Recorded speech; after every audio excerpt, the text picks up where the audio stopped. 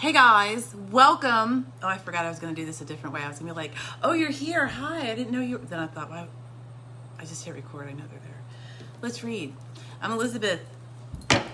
We're Willow Root Tarot today, and we're going to be reading. So I have this glorious spread that I've been working with, practicing with, that a wonderful teacher, Jenna Matlin, published author, crazy good lady, showed to me in a class I am taking from her on mediumship. So I'm going to read that spread for you guys today. And this is a very interesting spread for me. It's a no question asked spread. So when you start with the querent, or whatever you would like to call the person sitting across from you, I'm the reader and you're the querent. Hey. And traditional tarot, as I see it, hey girl, what would you like to know about today? And then you ask the question. And I'm like, oh my God, well, tell me about that. And then we pull cards while we're talking, or after you talk, or however you want to do it. This is different. This is where the querent does not ask a question. So it's a little bit perfect. So let's do this. I'm going to be reading with the Cozy Witch Tarot by Amanda Lovelace, and the sister deck by Amanda Lovelace also is Believe in Your Own Magic Oracle. So let's do it. Okay. And I will say that my friend Julie just popped on, and she let me practice this spread in her room like 4 times. So hey, Julie.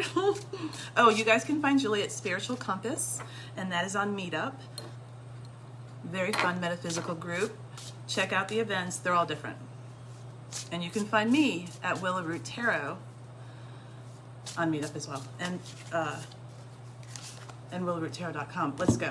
We're going to pull what we will call a theme or anchor card. You can call it whatever the hell you want. I call it an anchor card. And I'm saying it like that because no one is here to tell you what to do. If you're like, that's called kitty cat, well, you call it kitty cat.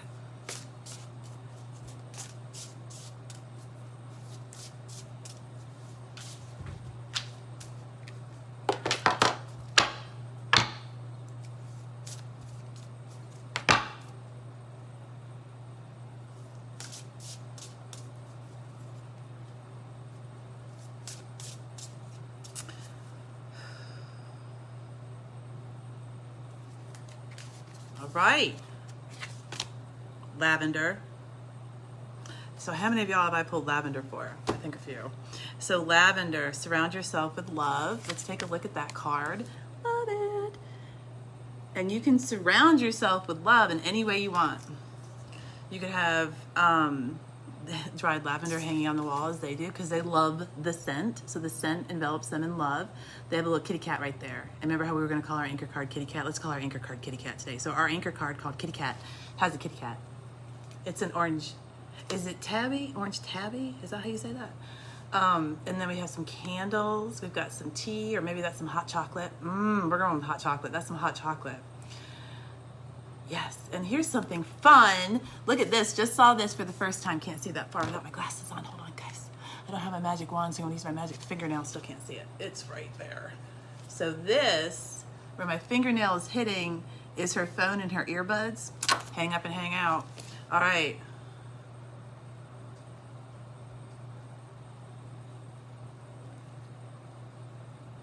Surround yourself with love, however you want to do that. Now we begin. Surround yourself with love, however you would like to do that. Now we begin.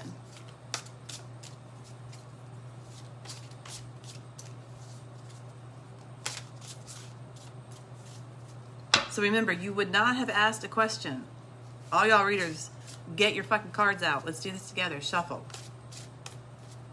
Pause. Go grab that deck. Maybe that deck that you're like, I don't know if I can do this. I'm just not sure about this deck. I'm not sure. What? What does it say? Go get it.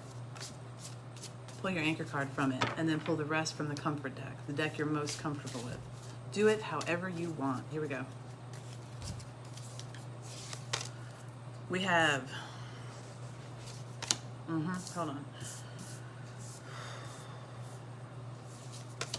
Ooh, well,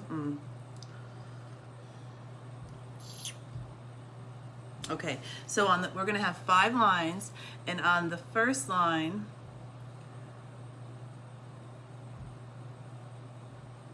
is death, and moving to the left. Oh, you can see me. Hey guys, look. Wait a minute. I'm gonna help. I don't want to hinder. Can I? I don't know how people with practice. I guess it's backwards in my head. Okay, so we have the first line. Okay, guys. And this is the first card that I pulled. Now, if you guys want to tweak this spread, tweak it. Do it the way that you want to do it. If you're comfortable, you'll be much better at reading it. And if you're like, I hate it, don't use it. Okay, Broom, which is key 13, which in this deck is death. Yay! Let's take a look at that card. Death to the dust bunnies. And I love me some bunnies, but not dust bunnies. Death to the dust bunnies. Death to what does not lift me. Let me release what does not lift me. Let me pack up those boxes and give it to Goodwill. Sweep it out. It's clean when you think it is. And you do not need to do this for anyone else but yourself. The idea of death here, death, a key word is transition. It is very rarely physical death. I don't believe I've ever read it as physical death. I have checked in with clients to make sure that that's not what we're reading, but I don't think I've ever actually had a physical death come from the death card. The Page of Wands is offering that transition. It could be wiping down the shelf. It could be trying out that recipe that you've just not tried out for some reason. Hold on, y'all. I have a spotlight on my phone. And there we go. It could be anything that is a form of change. It does not need to be big. It could be super little. It could be like, I've been wearing the same cut nails for like 6 years, and tomorrow I'm going to go with almond or stiletto instead and go like totally different. That's a death moment. It's a transition or change. It could be like, I'm totally doing purple hair next week. Death moment, whatever you want it to be. You could have been constipated for the last week and just had a massive dump. That's a death moment. That's a release. It's a change. It's a transition. You've gone from one form to another.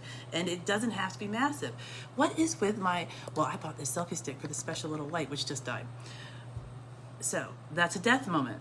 The light just died. Thank you, selfie stick, for being so in tune with the cards and this moment and offering me that message. Everything's a fucking message. Page of Wands comes in and says, yes, it is a death moment. Now let's light this bitch up and see what we have. If we're cleaning out our house and we've gotten rid of some of the debris, we've organized some of the other bits, we do have some loose bins over there that we are going to go through, but we are consistently working with our death moment, our transition. It's a good thing. It may be uncomfortable, but it is still a good thing. You know, labor, when you get that baby out, it hurts. It's not good. But it's a good thing to get the baby out. Okay, so there is a way to have these come together. And the Page of Wands is exactly how you would like it to be in this spread. Whatever you want to see illuminated, offered clarity to, or sheltered by shadow, you would provide light to. You can create shadow with light. You can compute... That's not the right word. Can't think of the word. You can blur the reality by shedding light to create shadows. You can also trick yourself that way. But it is a really good way to see what's around you, to consider that the Page of Wands, who isn't looking for anything specific, it's the page, is just there to flip the light switch or light the torch so that you can literally see what's around you. It's a moment of clarity. And then we go to the Six of Cups. And here it's saying that with that moment of clarity that you may be providing yourself, slowly or quickly, give yourself the compassion that you may have never been given as a child. Allow yourself to learn. This is not failure. This is success, because we are learning in every moment, right? It's always success. It's never failure. It's never failure. We're learning. We're going through. And the Six of Cups is asking you to allow yourself to feel that way. Do not recollect what mom and dad said. Do not recollect what any caregiver ever told you to yourself that was demeaning, belittling, or in any way toxic. It's not true, because people shouldn't talk to kids like that. And when they're doing it, they're talking about themselves. People shouldn't talk to adults like that. And when they do, they're talking about themselves. It hits home. It's harder when you're a kid. You don't have that skin yet. You don't have that knowledge. You're just this little dude, real innocent. It's okay. Be the adult you wish you had in your life to yourself now. So we'll move up to the next line. We're going above the death card. Again, do this however you feel comfortable. I'm going to pull this down. Kind of still on your sight? Yes. So, oh, this is interesting. So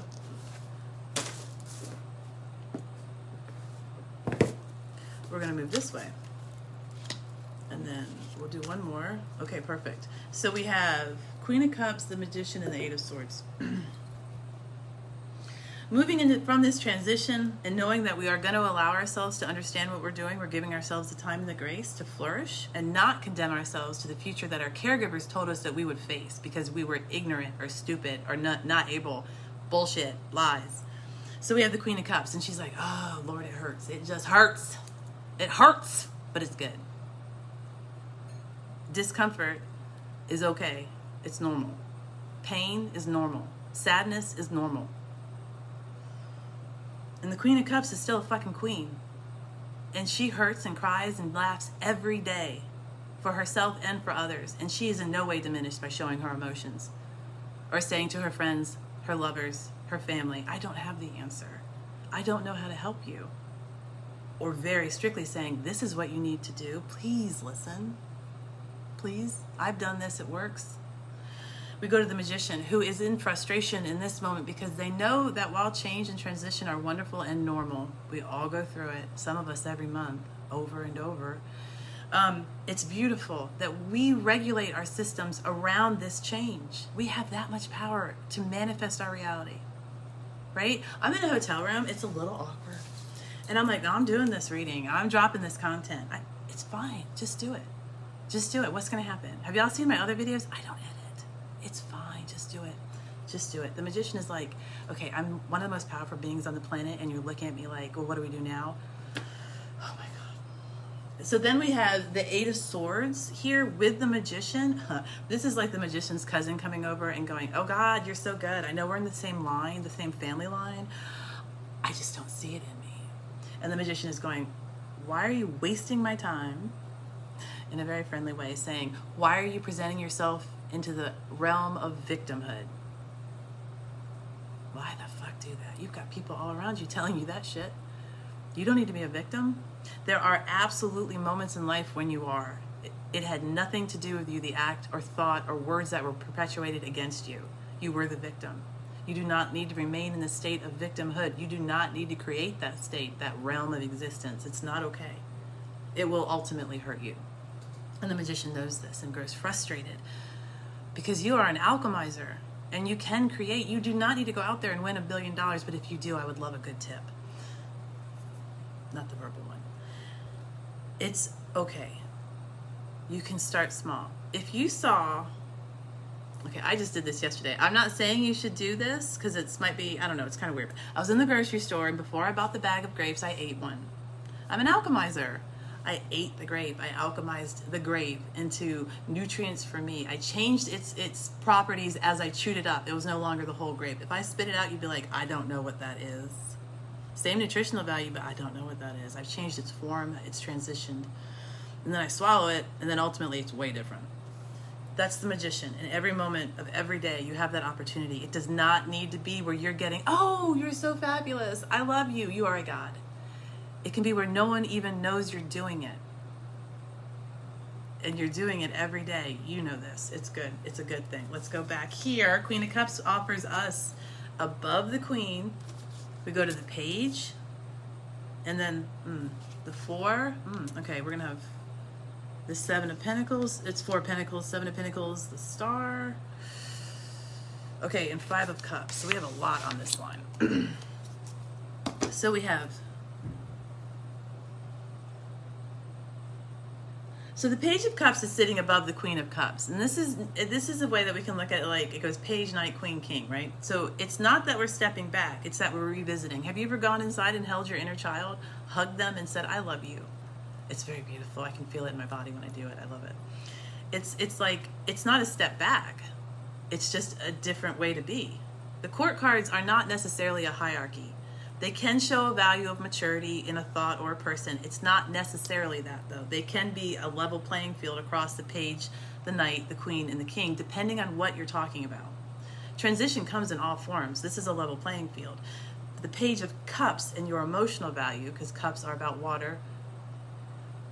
Each suit is represented by an element, and then we have the attributes of that element brought forward in the cards as you read them. So the Page of Cups is water, emotion. So the Page of Cups going to the Four of Pentacles, coming from directly above the Queen, and below that is Death. But we're still looking at the lines as they spread out. Page of Cups, it's okay to be where you are. Like I said, you're not stepping back. You're understanding what's going on. And sometimes you're stepping inside just to hug the toddler in there, to make sure that the inner teenager has the remote and the snacks and that they're fine. You know, those things. It's okay. If we go to the Four of Pentacles, it may be safer to sit here for a while. You might not want to view the transition anymore. You might be like, I'm a little tired. I haven't slept in a few days. I don't have the energy for this right now. Then don't try it. Yeah, the Four of Pentacles is willing to sit there forever. The Four of Pentacles also has a quality of hoarding to it. So make sure you're not just hoarding time or hoarding the ability to procrastinate. Make sure that you still see transition and change. Make sure you're still taking a breath again and again and again, and a step forward again and again and again. And I don't mean about your dharma. I don't mean about some life path. I mean, are you getting up and walking around and getting your blood circulated? Take those steps. Walk. If you're on a plane, make sure you get up every 3 hours. That kind of thing.